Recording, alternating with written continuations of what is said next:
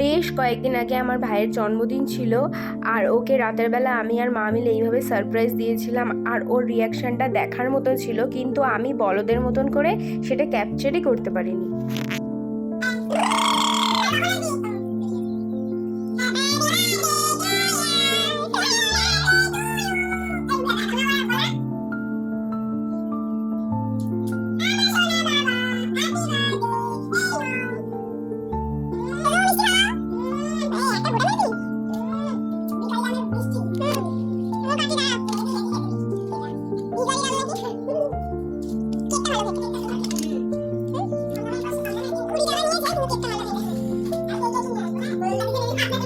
Cake take কাটার পরে আমরা ঘুমিয়ে যাই, আর পরের দিন সকালবেলাও ঘুম থেকে উঠে স্নান করে পুজো দিচ্ছিল, আর আমি ওর সামনে ক্যামেরা নিয়ে ঘুরছিলাম, কারণ আমি আগের দিন যে ভুলটা করেছি ওই ভুলটা আর করতে চাই না। আর আমার মা এদিকে রান্না বান্না করছে আর মোবাইল ঘাঁটছে।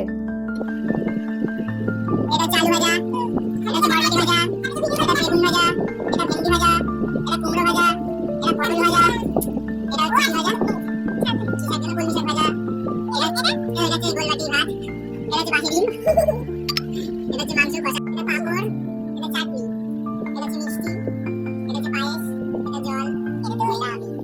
খাওয়া দাওয়া করে দুপুরবেলা একটু গিটার বাজাতে বসেছে, আর আমি যেই ক্যামেরা অন করেছি ও লজ্জা পেয়ে গেছে।